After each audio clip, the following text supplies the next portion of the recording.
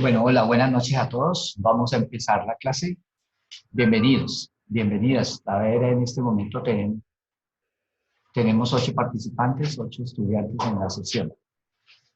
Ok, Erly, ¿me escuchas bien? Sí, señor. Sí, profe. Nancy, Nancy Quinto, ¿nos escuchas bien? Sí, señor. Ok, Yulitza, Sí, señor. ok, Mariluz, Sí, profe. Paula Andrea, Sí, señor. ok, listo. Bueno, vamos a ver aquí, ¿quién más está ahí que no lo veo?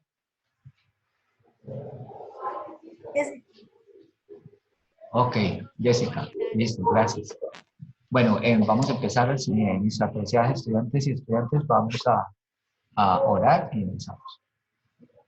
Bendito Dios y Padre que estás en los cielos, te encomendamos esta clase que vamos a hacer ahora junto con los estudiantes. Y Señor, abre su corazón, su mente, para que puedan entender las cosas que vamos a estudiar. Y también, Señor, que estén atentos, concentrados, y también puedan, Señor, poner en ellos inquietudes y preguntas que se puedan resolver durante esta clase. Entregamos esta clase, Señor, en tus manos, y que tu Santo Espíritu la presida. Te lo pedimos por el nombre de Jesús. Amén. Muy bien. Bueno, vamos a proceder. Vamos a hacer lo siguiente. Vamos a hacer lo siguiente. Hola, Madeleine Castro, bienvenida. Vamos a hacer lo siguiente hoy. Estoy un poquito atrasado y voy a tratar de hacer la presentación, avanzar en la presentación y al final vamos a cuadrar lo que viene, de las actividades que vienen y vamos a hablar un poquito sobre el ejercicio que hicieron y mostrarles un poquito cómo estamos y si, por ejemplo, hay alguien que tenga alguna pregunta sobre el taller que se envió y que ya se revisó y todo eso. Entonces, bien, no siendo más, voy a empezar. Bueno, para hoy vamos a estar estudiando, voy a compartir pantalla con ustedes. Vamos a voy a ir al curso. Para el día de hoy vamos a empezar a mirar algunas de las, digamos, tipologías textuales. Vamos a hablar un poco sobre las tipologías textuales, en primer lugar, en segundo lugar, pero vamos a terminar una pequeña presentación que estaba haciendo y después vamos a ir a lo de las tipologías textuales.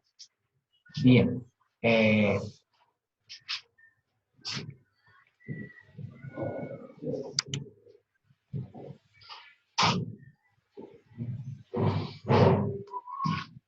Vamos a ir un poco rápido en esta parte que yo ya he presentado en otros momentos. Okay. Bien. La primera parte que les he presentado es importante que ustedes hayan entendido, hemos hablado sobre cómo se procesa la lectura y cómo hace nuestro cerebro para hacerlo. ¿Por qué eso es importante? Porque la lectura no se resuelve solamente con estrategias, ¿sí? Sino que tiene que ver también con aspectos de la voluntad, de tener el hábito de lectura. Eso es fundamental porque para poder hacer buena lectura, eso está amparado digamos, hay un órgano que tenemos que nos capacita para poder leer, pero ese órgano no solamente nos ayuda a leer, sino que ese órgano que es el cerebro también nos ayuda, o en él está lo que tiene que ver con la voluntad, la concentración y la atención. Entonces, todas estas cosas son fundamentales y por eso las hemos estudiado y sobre todo para que ustedes entiendan el soporte biológico que tiene la lectura y los efectos que tiene sobre la mente y sobre el cerebro. Eso lo hemos explicado en las clases anteriores, ¿sí? Entonces hoy voy a mostrar algunas otras cositas.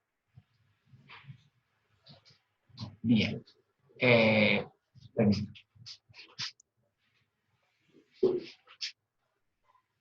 Miremos, hoy vamos a mirar algunos aspectos de la lectura, de cuándo se empieza a aprender a leer. Eso puede hacer que a ustedes algunos mitos que tengan sobre cuándo se debe enseñar a leer y aprender a leer les ayude. En primer lugar, cualquier niño empieza a aprender a leer desde que la madre lo sienta en su regazo y le lee cuentos e historias, pero sobre todo si el cuento y la historia que le lee, el niño la está viendo. Si la mamá tiene un librito que tiene dibujitos y todo ese tipo de cositas que le ponen los libros para niños, es fundamental que el niño los esté viendo, como también los textos. Es decir, no solo los dibujitos, sino que también tenga texto. Hay algo muy importante, la asociación entre, la asociación que hace el niño entre oír a la mamá leer y sentirse amado por la mamá es uno de los mejores pilares para despertar el deseo por la lectura en los niños, desde muy chiquitos. Un niño que crece en un espacio, en un lugar donde la lectura es muy frecuente, se distancia mucho de un niño que desde muy pequeño no está en un entorno donde hay libros y donde los padres leen, no sé qué cosas. Al punto que hay investigaciones que muestran que los niños pueden, digamos, los niños que nacen y crecen en estos ambientes donde hay lectura constante en el hogar, la adquisición de nuevo vocabulario hace que prácticamente, a diferencia de los que no viven esa experiencia, haya una distancia de más o menos 32 millones de palabras en promedio durante 5 o 6 años que toma aprender a leer. El sistema visual de un niño pequeñito, muy pequeño, casi que recién nacido, ya funciona a pleno rendimiento. A los 6 meses está bien configurado y el sistema conceptual de los niños va creciendo poquito a poco, pero sobre todo es lo que ayuda a los niños a que ese sistema conceptual, es decir, los conceptos, cada vez el niño aprenda más conceptos, está asociado a cada vez que aprende nuevas palabras y eso está asociado al hecho de que las ve en los cuentos, en las historias que los padres y las madres les leen.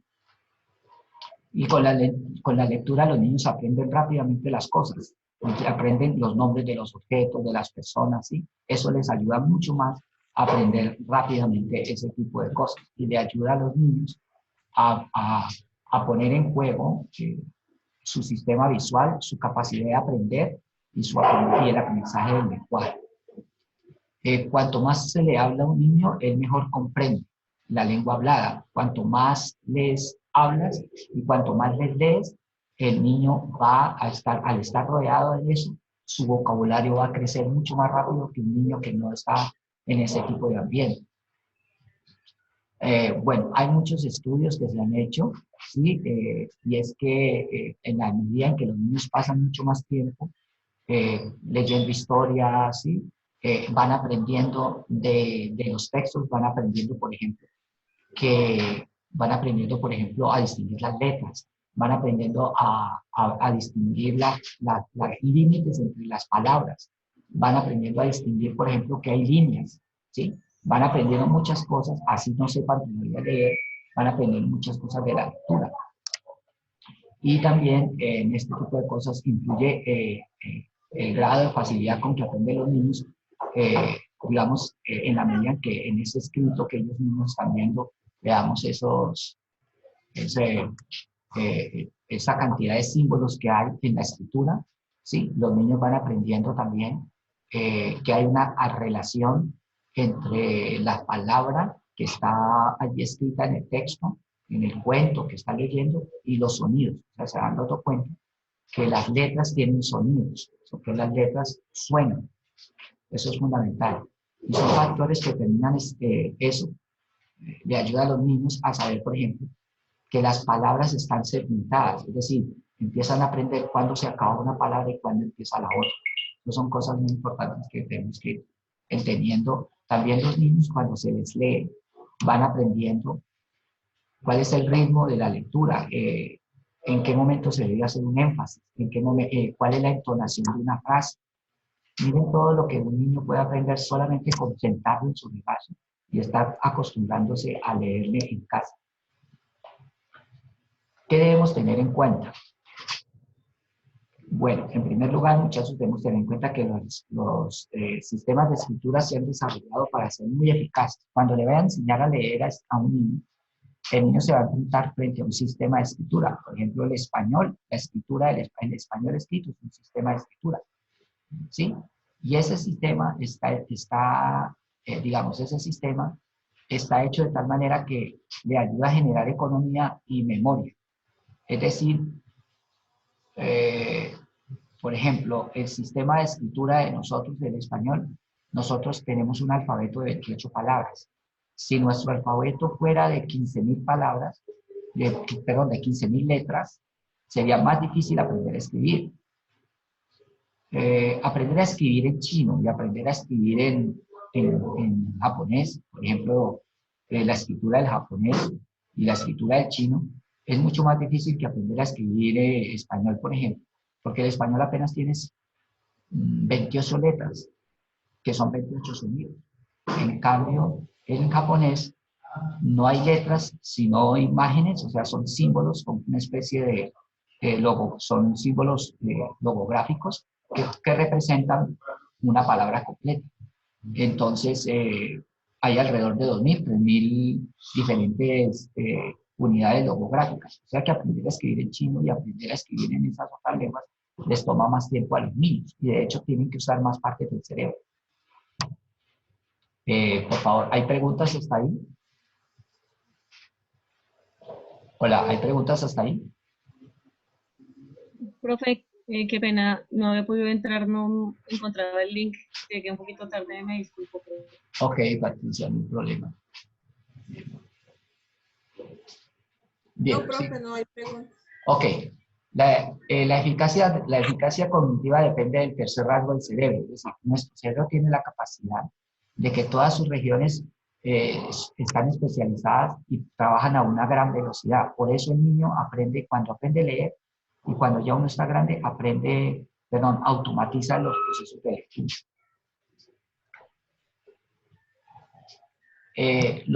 Miren, el español, por ejemplo, un niño, cuando usted le va a enseñar a un niño a leer y a escribir, no le debería tomar más de 8 meses. ¿Por qué?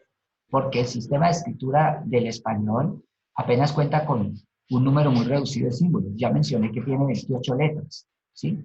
Y para el tiempo y la atención requeridos para su reconocimiento son menores. Por ejemplo, en inglés, aprender a leer y escribir en inglés a los niños les toma más tiempo, porque en inglés hay muchos más sonidos y menos pocas letras. Es decir, por ejemplo, en inglés a veces la A no suena como una A, suena de 3 formas distintas.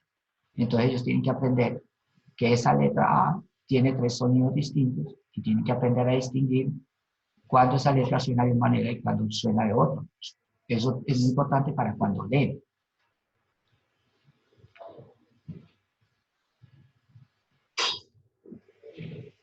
Entonces, una de las características para saber que un niño está aprendiendo a leer o que ya aprendió a leer y que ya domina la lectura, es que hace una lectura eficaz y fluida. Es decir, que lo hace sin detenerse mucho, ¿ok? Y que es eficaz porque va entendiendo lo que va leyendo. Bueno, una cosa importante, la lectura es una habilidad que adquirimos, una habilidad cultural que aprendemos y hay que ir a la escuela o tiene que haber una persona que nos la enseñe. No es como el lenguaje que simplemente el lenguaje basta con que uno esté expuesto y aprende el lenguaje. ¿Qué deben tener en cuenta ustedes para enseñar a leer a los niños y enseñarles a comprender? Un principio rector para enseñar a los niños a hacer que formen conciencia y que reconozcan que una palabra del lenguaje hablado está formada por un conjunto finito de sonidos que se llaman fonemas y que se puede representar por un conjunto finito de símbolos que se llaman letras. Es decir, que hay letras y las letras representan un sonido. Por ejemplo, en español tenemos la letra C de casa, pero la letra C de casa suena S y suena K, o sea que tiene 2 sonidos. Entonces el niño debe aprender eso. La enseñanza de la relación sistemática entre un sonido y una letra, conocido como enfoque fonológico de la lectura, es la estrategia de enseñanza de la lectura más consistente con el modo como el cerebro de un niño aprende a leer con mayor conciencia fonológica. Eso le ayuda a tener mayor fluidez. Es decir, que los niños aprenden mejor cuando aprenden con un método fonológico. ¿Qué es un método fonológico? Que el maestro le enseña al niño a leer, ¿sí? Le enseña al niño a leer haciendo conciencia de cómo suena cada letra. No es enseñarle al niño cómo se llama cada letra, ¿sí? Por ejemplo, el profesor le enseña la che y entonces le dice, esta es la che. No, le debe enseñar es cómo suena la che. Claro, también le puede enseñar cómo se llaman las letras, pero para aprender a leer no es el nombre de las letras, sino el sonido de las letras. ¿Ok? Eso es muy importante. Los circuitos cerebrales básicos de la lectura son los que deben ser entrenados mediante métodos sistemáticos y son los encargados de automatizar procesos como el desciframiento. ¿Qué es desciframiento? Cuando el niño descifra, por ejemplo, cuando el niño está tratando de leer y dice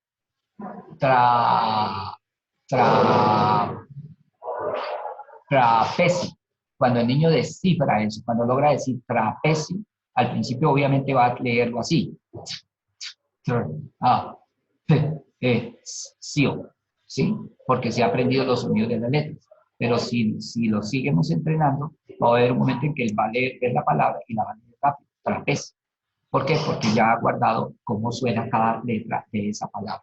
Y eso ayuda a que desde el desciframiento después haga esa lectura más fluida, ¿sí? Y aprenda en este momento a asignarle el significado a la palabra. Bueno, voy a saltar un poquito aquí esta parte que no me interesa ahora. Vamos a hacer unas recomendaciones para ustedes cuando vayan a enseñarle a los niños a leer, ¿sí? Tengan en cuenta, los futuros maestros de lenguaje deben conocer también la lengua que enseñan, de forma que su comprensión oriente en un diseño eficaz y eficiente de su enseñanza y aprendizaje. Es decir, ustedes deben ser conscientes de lo que es, cómo es el español, ¿sí? Y cómo es el español escrito, y qué tiene que saber uno para poder enseñar el español escrito a un niño, aprender a leer y a escribir. Usted conviene procurar un diseño que contribuya a potenciar el desarrollo de las capacidades comunicativas naturales adquiridas a través de la comunicación oral, prácticas de lectura y escritura y el cultivo de las artes literarias. O sea, ustedes deben diseñar de tal manera la clase que le ayude a los niños es a desarrollar capacidades comunicativas que ya él trae, no en ponerse a enseñarle cosas muy abstractas, como por ejemplo ponerse a enseñarle a los niños cuál es el sustantivo, cuál es el verbo, cuál es el adverbio. Eso se puede hacer, pero más adelante, por ahí cuando el niño esté en tercero, cuarto, pero antes cuando están leyendo, enseñándole a leer, eso no vale la pena. Comience a enseñar el alfabeto, los nombres de las letras, los nombres de las consonantes y los nombres de las vocales. Continúe con la enseñanza sobre cómo suenan las letras, las consonantes y las vocales solas y combinadas y en sílabas, ya sean simples o trabadas. Sí, hay sílabas que son trabadas. Veamos un ejemplo de un niño que aprendió a leer. Perdón, como siempre, creo que tengo problemas con los videos, con los sonidos. Ustedes me dicen si lo escuchan cuando aparece.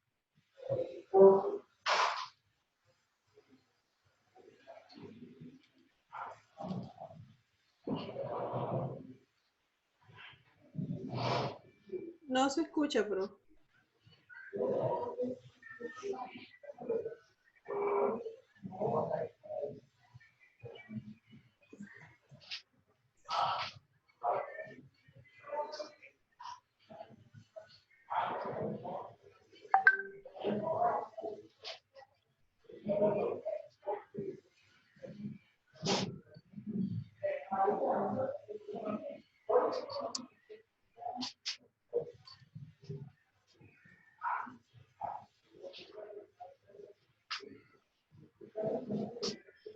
Bueno, lo que están viendo allí, ¿me escuchan? A usted sí lo escuchó, profe, pero el Sí, video no. yo sé que no escuchan el video. Ustedes pueden en el documento abrir el audio para eso, pero no lo van a hacer ahorita. Lo que estoy mostrándoles aquí es un videito infantil en el que le están enseñando a los niños cómo suenan las vocales y cómo suenan las sílabas trabadas. Como pueden ver ahí, por ejemplo, tra, Tre, tri. Esa es una sílaba trabada porque tiene dos consonantes y una vocal, dos consonantes seguidas y una vocal. Entonces, por ejemplo, esto es muy bueno para los niños cuando estamos tratando de ayudarles a que tengan conciencia fonológica. ¿Ok?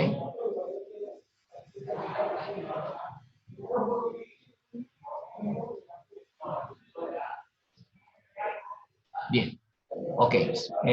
Sigamos entonces. Implementen juegos de aprendizaje de los sonidos de las letras combinados con música rítmica, como lo que vieron allí, pero si ustedes ven el video van a ver que eso está combinado con música. Asegúrese de que aprendan a hacerlo de forma fluida y eficaz. Eso toma tiempo, más o menos un mes y medio.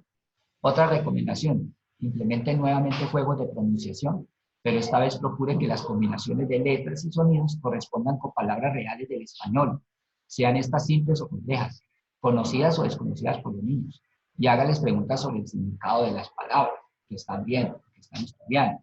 Aquí hay otro video que ustedes pueden ver. Yo lo pongo aquí un momentico simplemente para que sepan más o menos de qué trata. Yo sé que no pueden escucharlo al otro lado. Este es un señor que muestra cómo le enseñó a sus hijos a leer, y estos niños aprendieron a leer desde los 3 años. Por ejemplo, miren.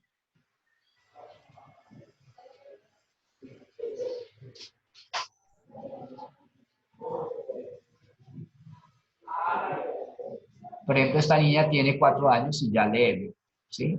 Y él le enseñó con el método fonológico. ¿Ok? Bien. ¿Listo? Entonces, sigamos. De nuevo, implemente juegos de lectura de combinaciones de letras y sonidos que formen, esta vez palabras y oraciones que vayan contando una historia muy breve. Seleccione cuentos con historias breves e implemente nuevamente los juegos de pronunciación. Y finalmente lea conjuntamente con los niños cuentos muy cortos y elabore preguntas interactivas que les permitan que los niños participen abiertamente y que exponen su comprensión y representación de las emociones y de los nombres de esas emociones. Elabore preguntas que los lleven a ponerse en los zapatos de los personajes y también preguntas sobre las palabras o expresiones extrañas o desconocidas para que los niños poco a poco tomen el lenguaje, vayan aprendiendo el lenguaje ordinario y así con las preguntas se les vayan aprendiendo otra serie de cosas como por ejemplo aprender a hacer analogías. Bien. Cierro esta parte que es una presentación.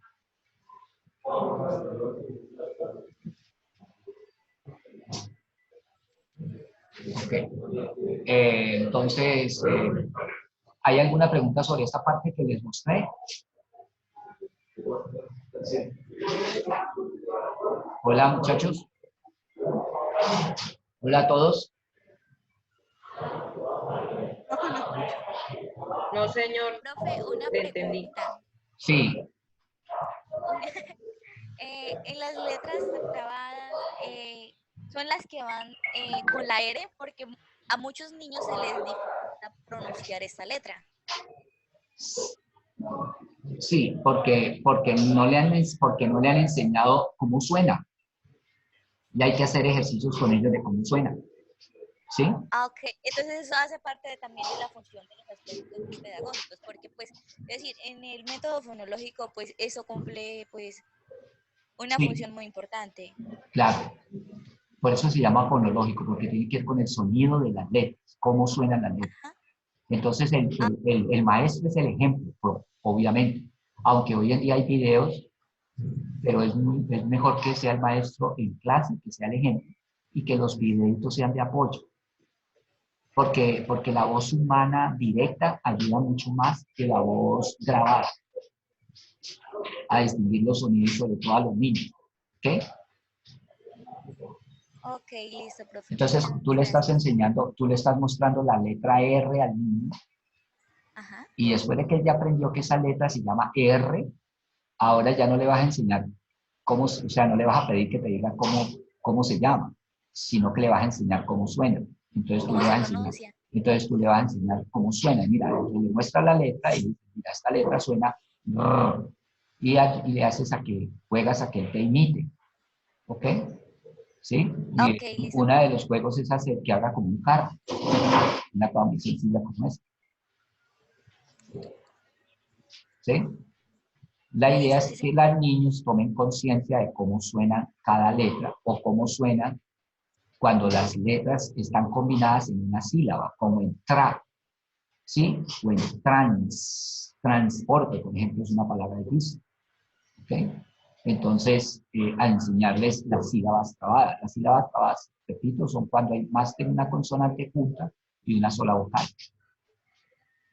Bien, esta parte que les presenté era para mostrarles a ustedes un poco la importancia, en primer lugar, de la lectura en este curso de interpretación, que tiene que ver con interpretación y producción de textos, que ustedes entiendan por qué se les está dando un curso que tiene que ver con aprender a leer, comprender e interpretar. Por supuesto que ustedes están en un nivel universitario, pero como están en la licenciatura, yo estoy aprovechando la oportunidad para mostrarles, en primer lugar, todo lo que el cerebro hace y todo lo que ayuda al cerebro, a la mente y a la personalidad y al carácter a aprender a leer y aprender a comprender. Y hemos visto también cuál es el método más natural, de acuerdo a cómo el cerebro aprende, para enseñarle a un niño a leer, que es el método fonológico, o a leer, no a comprender, sino a leer, ¿sí? Que es la primera. Recuerdan que al principio de la presentación hice una diferencia entre leer, lectura, comprender e interpretar. Entonces, por eso he estado haciendo esa diferencia, ¿ok?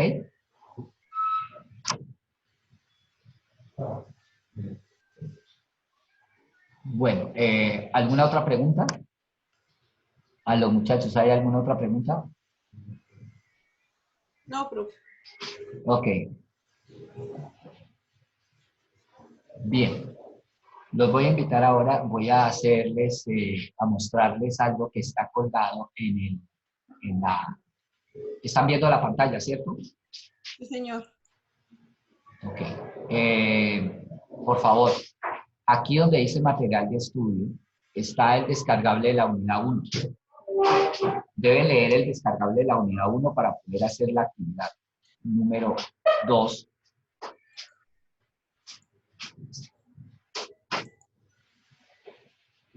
Y ese descargable va a darles algunas ideas en una parte, solo en una parte. Pero en la actividad 2, para la actividad les aconsejo que se apoyen sobre todo en este texto que se llama discurso del relato. Recuerdan que les puse un taller de relato, el que hicieron de Desmond 2. Sí, señor. Bueno, a ver, ¿solo está él de ahí? Es que no veo a los demás, no escucho a los demás. Profe, ahí están Sí, todos. señor. Aquí estamos, profe. Profe, sí les Ok, escuchamos. bien. En este documento van a entender, si lo leen, por favor lo van a leer, porque este documento es el que van a leer sobre el cual van a hacer esta actividad. Repito, es este documento, discurso del relato. Por favor, en este texto van a entender por qué yo en el taller les puse que me hicieran, a ver si entendían, la diferencia entre la línea de tiempo de la historia y la línea del tiempo del relato. ¿Sí? Eso es una característica de los textos narrativos tipo relato. Así que vamos a entrar en las tipologías textuales y ya entramos en la tipología narrativa. Para hacer el taller necesitan eso, pero en este momento vamos a, por favor, me ponen cuidado, aquí donde dice material de estudio, ustedes van a descargar esta actividad, que es la que yo voy a abrir ahora. Ya la tengo abierta acá. Y les va a aparecer este libro que hice yo hace mucho tiempo. Se llama Saber leer y escribir textos académicos. ¿Ok? Y vamos a ver lo que llamamos las tipologías textuales.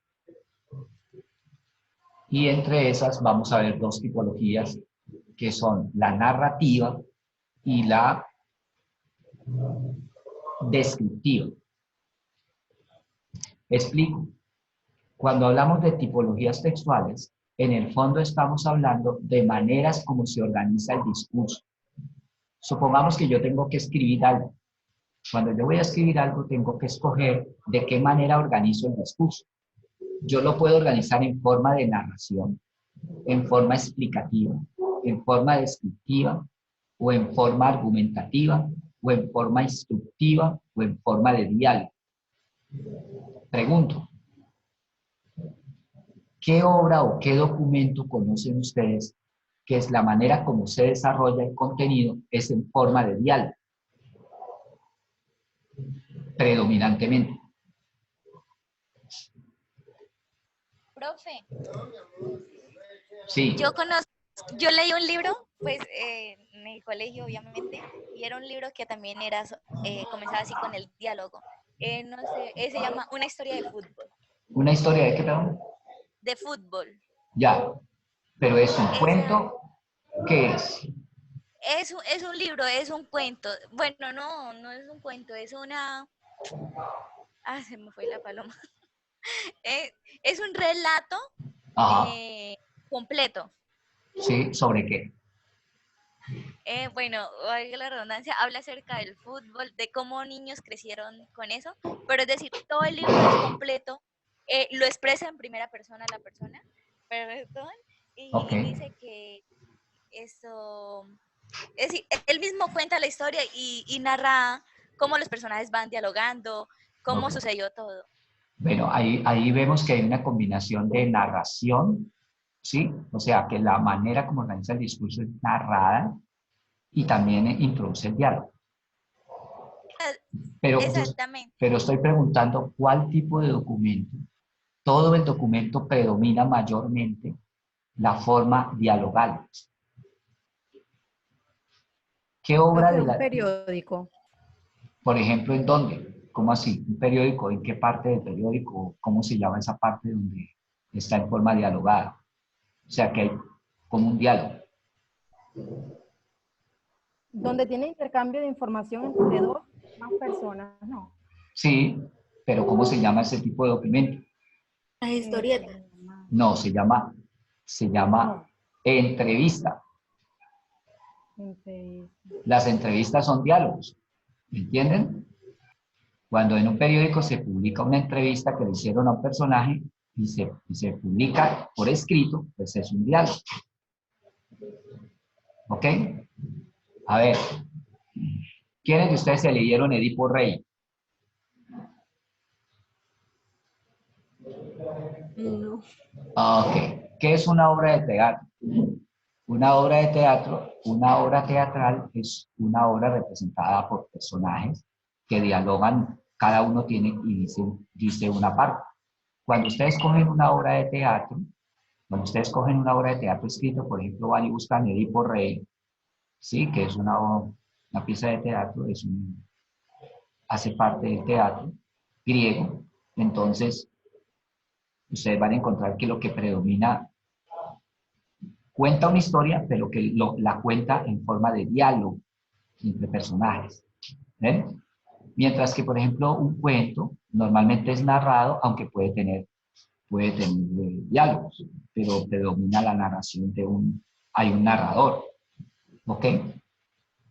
Entonces, cuando hablamos de tipologías textuales, estamos hablando del modo como el que escribe decide organizar el discurso. ¿Sí? Entonces, ¿cómo podemos organizar el discurso? Yo puedo organizar el discurso de manera narrada, de manera dialogal, de manera explicativa, de manera argumentativa y de manera instructiva. Dígame en un texto en el que predominan las instrucciones, que su modo Las de... instrucciones, Sí, un manual, profe, ya sea un manual del televisor, de algún sí. equipo, Libro de recetas puede ser.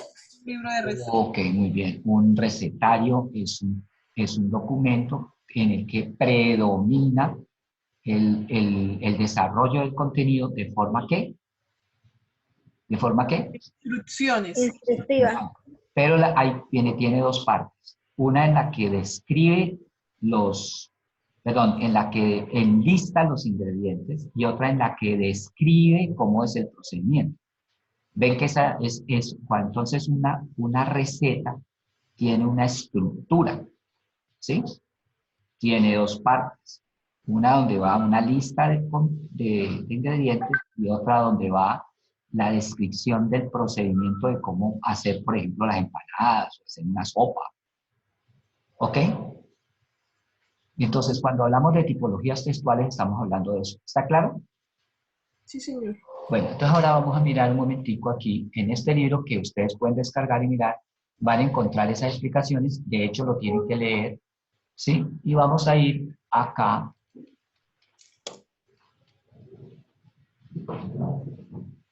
Por eso aquí se llama, hablamos de diversidad textual, o sea, hay diversidad de textos. Vamos a ver la cantidad de textos que hay, ¿sí? Bien, permítame, llego allá. Tiene unos ejemplos aquí. Pues miremos. Por ejemplo, miren. Profe, que lo necesitan en el grupo de WhatsApp. Una compañera necesita su ayuda en el grupo de WhatsApp. Una compañera, pero es que tengo que dejar de compartir pantalla porque si no... Permítame un momentico. A ver.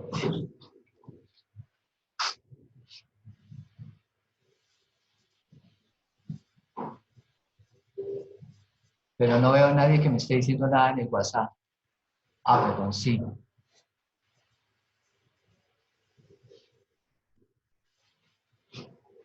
Pero yo ya les mandé, a ellos ya les mandé el link. ¿Qué se hizo el link que yo envié ahorita? Ahí está, profe.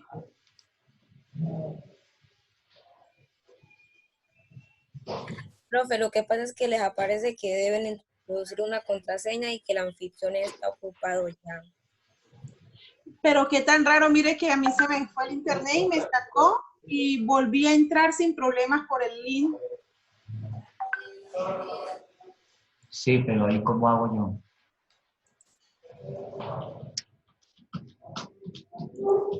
Dice introduzca su contraseña porque yo iba a ingresar por Zoom en mi celular porque mi computador estaba presentando fallas y tampoco me dejó por el celular.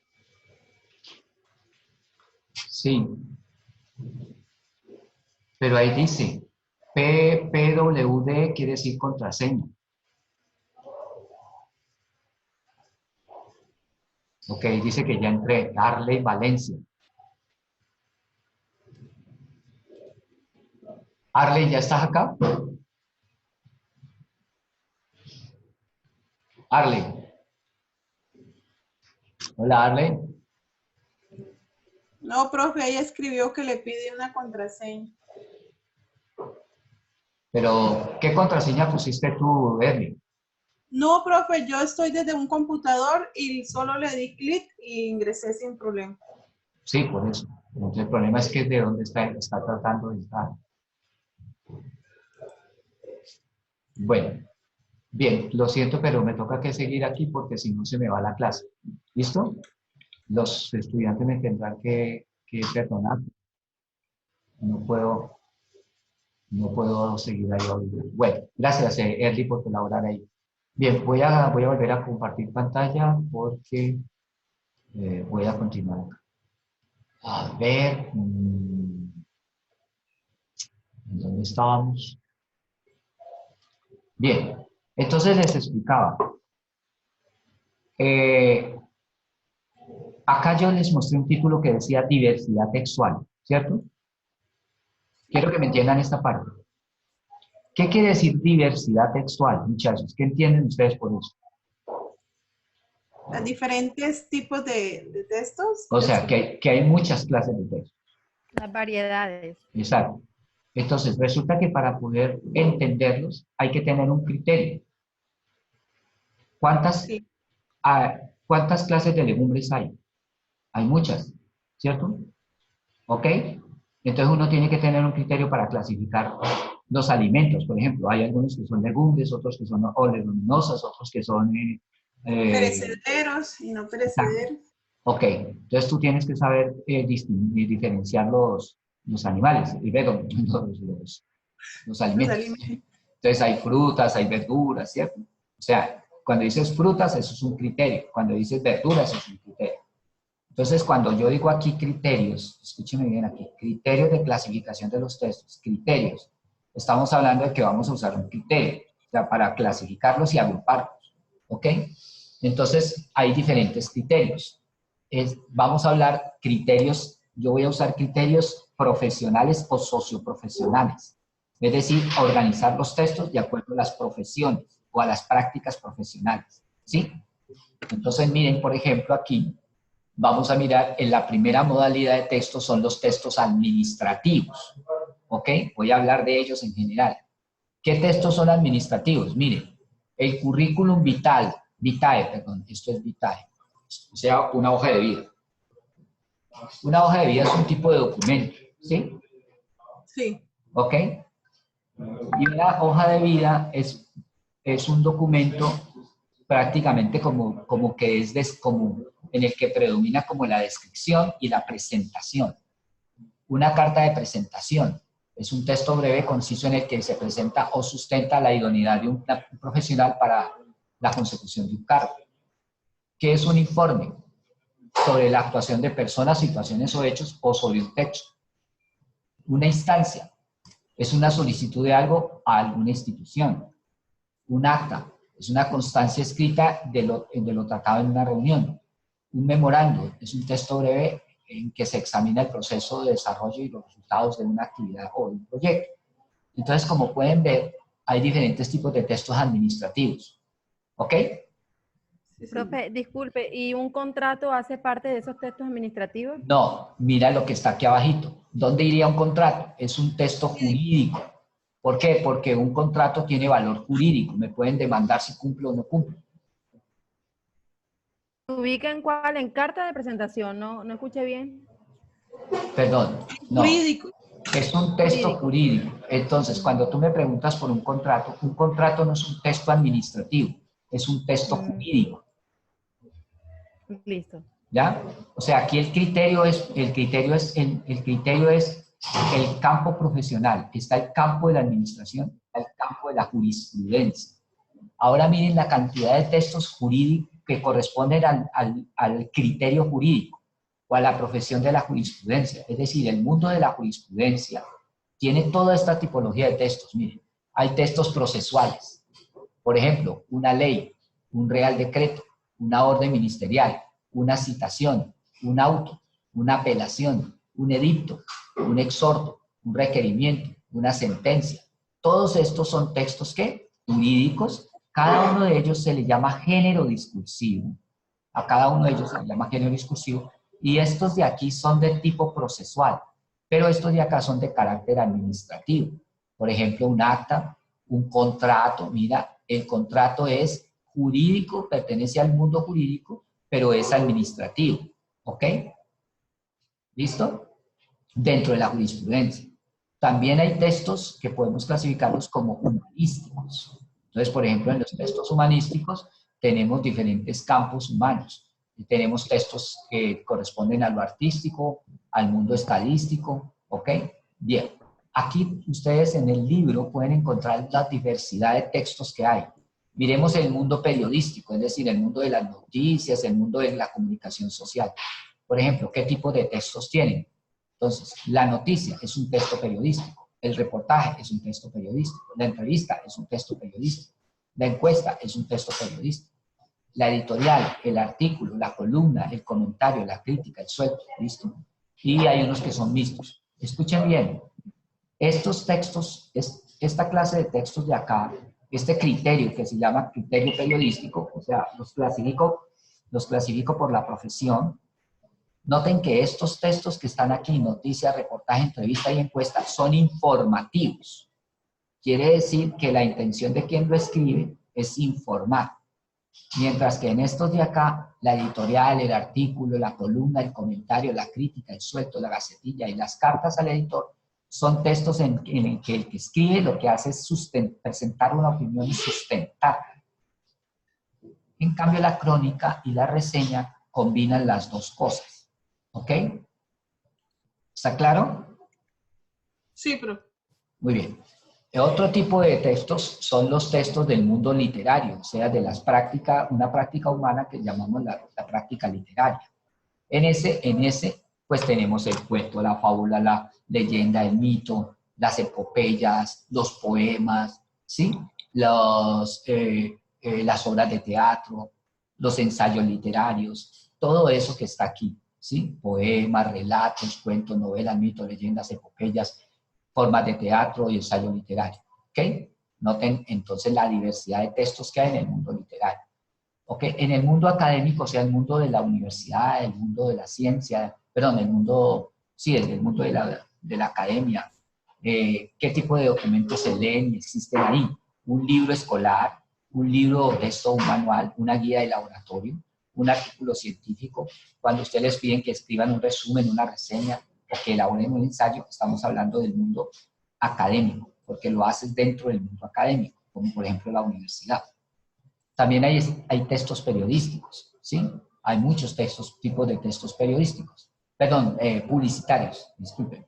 Entre esos están el anuncio, los clasificados, la publicidad y la propaganda. Esa propaganda y esa publicidad puede ser escrita, digital o televisiva, ¿ok? Pero todos esos son diferentes tipos de textos. Bien, con eso les he hecho un panorama muy sencillo y ustedes pueden repasarlo aquí y descargar el libro, ¿sí? Donde están las tipologías textuales. Aquí en la lección 2 están algunas de las tipologías textuales. ¿Está claro? Sí, señor. Bueno, ahora voy a ir de nuevo al curso. Y resulta que en el curso, muchachos, hay una presentación. A ver. En la unidad 2, perdón. En la unidad 2, ustedes pueden abrir esta presentación que habla de los que dejó el otro profesor. Aquí hay muchas cosas puestas que no son mías porque yo empecé este curso ya casi sobre la marcha, entonces yo poco a poco lo estoy desmontando y montando lo mío. Entonces todavía no le he hecho muchos cambios. Esta presentación que ustedes ven aquí, que la voy a abrir, les recomiendo que la abran porque aquí también se presentan las diferentes tipologías textuales, ¿sí? ¿Ok? Mírenla aquí, pero voy a hacer una aclaración. Noten que aquí el profesor habla de tipologías y habla de textos narrativos, descriptivos, expositivos y argumentativos, ¿ok? Allí él no está usando el mismo criterio que yo usé. El criterio que yo dije que usé ahora y que está en el libro que yo les mostré, es un criterio socioprofesional. Es decir, clasifico los textos por profesiones o prácticas sociales. ¿Sí? Por ejemplo, el periodismo es una práctica social. La jurisprudencia es una práctica social y es una profesión. ¿Okay? El periodismo es una práctica social y es también una profesión. Cada área o cada profesión o cada campo tiene sus tipos de textos. ¿Está claro? Sí, señor. Ahora, entonces, ¿de qué está hablando aquí esta diapositiva? ¿De qué va a hablar? ¿De qué van a hablar? Porque quiero que las miren ustedes detalladamente y apunten y hagan preguntas después en la próxima clase.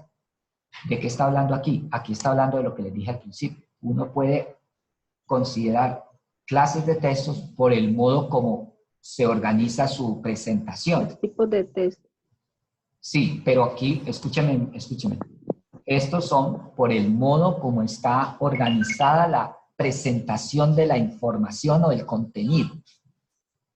Es decir, el contenido predominantemente está presentado de forma narrada. El contenido está predominantemente presentado de forma descriptiva, como por ejemplo en un manual o en un libro de texto. La información está organizada preferentemente de forma expositiva o explicativa.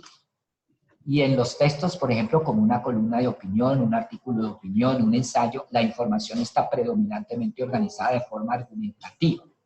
Estos que ustedes ven aquí, narrativo, descriptivo, expositivo, también se le puede llamar clases de textos, pero hay que tener en cuenta que se llaman así, es por la manera como está desarrollado el contenido, de manera predominante. Un cuento, por ejemplo, la historia de Desmond II, como ustedes pudieron ver, predomina es que la narración. ¿Está claro? ¿Aló? Sí, profe. Sí, profe, sí, profe. Bien, pero si yo leo un ensayo, lo que me voy a encontrar es que la manera como está desarrollado el contenido del ensayo es de manera argumentativa, aunque puede haber partes en que explican y partes donde describen, pero predominantemente es una exposición de argumentos. ¿Está claro? Señor. Profe, entonces cuando usted lo hace de forma, por criterio socioprofesional, un ensayo, ¿cómo sería, cómo identifico la tipología textual del ensayo? Es que cuando es socioprofesional, entonces tienes diferentes tipos de ensayos.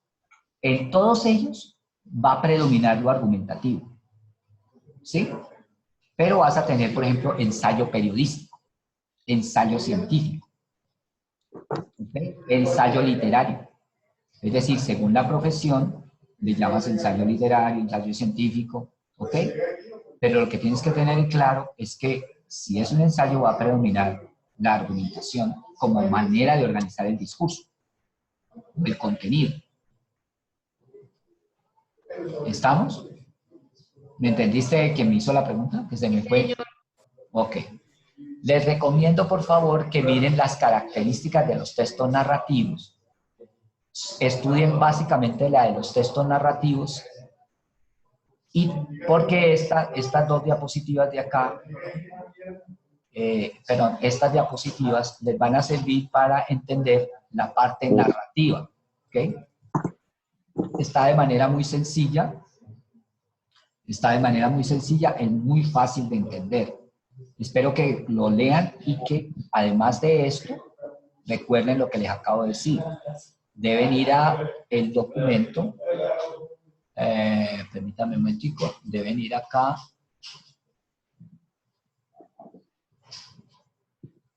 No, pero en la unidad 2, repito, unidad 2. Y aquí van a... Ah, no, perdón. Para hacer la actividad, perdón, estoy hablando de la actividad. Para hacer la actividad, que es la que sigue, que es esta, deben leer este texto. Este texto explica también lo narrativo, pero de una manera mucho más técnica. Así que apunten muchas preguntas que no entiendan sobre ese documento, para que la próxima clase me las hagan. ¿Estamos? Sí, señor. Pero tienen que ir adelantando la actividad. La actividad está para el 13 de marzo. ¿Ok? ¿Y qué es lo que deben hacer aquí? Una reseña académica. O sea, ustedes leen este texto y escriben un resumen de qué trata este texto, de qué trata, cuáles son las ideas principales que está explicando, ¿ok? Y hacen una valoración de él también, porque para eso es una reseña académica. ¿Preguntas? Hola, ¿preguntas? Profe, es que lo que usted había dicho de pronto reorganizar un poco las tareas, aumentando el porcentaje a las mismas y quitando algunas, ¿sí podemos llegar a algún acuerdo? Sí, no hay problema. Yo creo que de hecho tengo que reducir porque ya se me viene encima el parcial. Sí. Entonces tengo que reorganizar y entonces, pero por ahora la actividad que les estoy diciendo va, ¿no? ¿Y le aumenta el porcentaje o solo? Si reduzco el número de actividades, pues obviamente que aumenta el porcentaje porque son menos actividades. Listo, profe. Bien, Paula Andrea, Julie, Mariluz, Jennifer, Diani. ¿Quién más hay? Es que no alcanzo a ver el resto. Madeleine no la he escuchado. ¿Han entendido todo, por favor? Profe, Erly. Alexandra. Señor, yo ya hice preguntas. Ok, bien. Profe. Profe, alguien está hablando, pero se escucha muy fácil. Profe, Sí. ¿para cuándo es el parcial? Ah, bien, vamos a mirar un poquito aquí. Estoy compartiendo pantalla, ¿no? Sí. Ah, no. No, en este momento no, profe. Bien.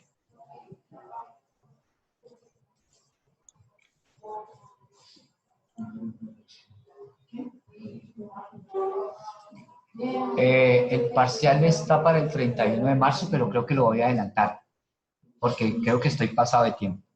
Cuando yo programé eso no me habían mandado para cuándo eran los parciales. Y el parcial es más antes. ¿Ok? Entonces, para la próxima clase yo habré reorganizado esto. ¿Qué quiere decir? Que lo Pero más... esta materia va hasta el 5 de junio también. Sí, pero hay un tiempo en el que yo tengo que programarlo del parcial. Pero miren, ojo. Estas dos actividades, reseña académica y esta taller de interpretación de textos narrativos descriptivos, ¿sí? Estas dos actividades aquí, una de estas la voy a quitar. Perdón, esta es posible que la quite porque esta de acá ya quedó fijada. Sí, ¿Sí? sí, señor.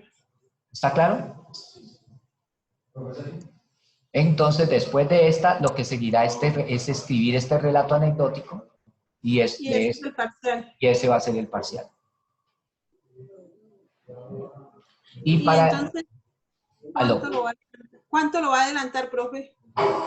¿Cuánto lo voy a adelantar? Yo creo que para ahí más o menos a ver, yo les digo, eso tengo que adelantar marzo. Más o menos esta semana del 17 al 24 tengo que ejecutar el parcial. Profe, Sí. tengo entendido que aquí, según la planilla que nosotros nos enviaron, el profesor Esteban... Diani, otra vez me dices, ¿cómo es la cosa? El profesor Esteban a nosotros nos envió una planilla donde nos aparece el nombre de la materia, el docente, cuándo inicia, cuándo termina, cuál es el examen parcial y cuál es el final. ¿Cuál es la fecha del parcial? Sí, exacto. Y según aquí yo veo que las fechas de nosotros para presentar los parciales es del 23 al 27 de marzo. De marzo, sí. Ok, bien. Sí, por eso dije aquí, estaba mostrando que más o menos se mueve entre el 17 y el 24.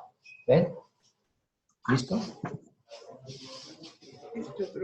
A ver, y para irles ayudando, por favor, en esta unidad,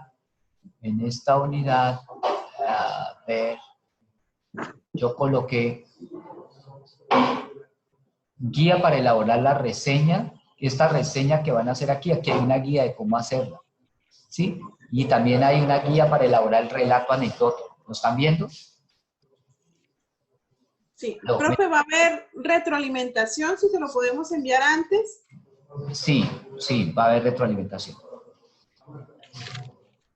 ¿Ok? Listo, profe. Listo, voy a dejar de compartir pantalla. Ok. Muy bien, eso es todo por hoy, muchachos, señoritas. Vamos a orar para terminar, pero antes, ¿hay alguna otra pregunta para terminar? Profe, yo le quería hacer una pregunta. Si de pronto surgen preguntas, ¿le puedo preguntar por WhatsApp? Cuando yo deje de grabar y yo me voy a quedar, yo normalmente, es que este curso me deja quedarme media horita más, entonces puedes seguir preguntando, pero cuando termine de orar yo dejo de grabar la clase y de ahí para adelante me quedo aquí, nos quedamos aquí los que quieran y me hacen las preguntas que quieran. Profe, ¿Quién habla? Es que voy a estar en otra clase. Alexandra. Sí, dime, Alexandra. Ya se acabó el tiempo y voy a ir a otra clase. Ah, ok, listo, bueno. Bien, tranquila, puedes retirar. Bien. Bueno, muchas gracias. Bueno, bye bye. Gracias, Profe, yo tenía una pregunta. Nancy Quinto tiene una pregunta. No, Jennifer. Jennifer, dime. El taller que usted nos mandó a hacer, usted no ha montado las notas, no sé, pues me metí a ver las notas, pero no ha subido, no sé, ¿usted ya la calificó? Pues a ver, me tocaría que volver a compartir pantalla aquí. Bien, permítame un momentico antes de compartir la pantalla. Voy a orar para cerrar la clase, dejar de grabar y le muestro, ¿ok? No te vayas a ir. Bueno, oremos. Bendito Dios y Padre que está en los cielos, te damos gracias por habernos permitido compartir este espacio de tiempo en esta clase. Permite, Señor, que lo que hemos estudiado quede en las mentes de nuestros estudiantes.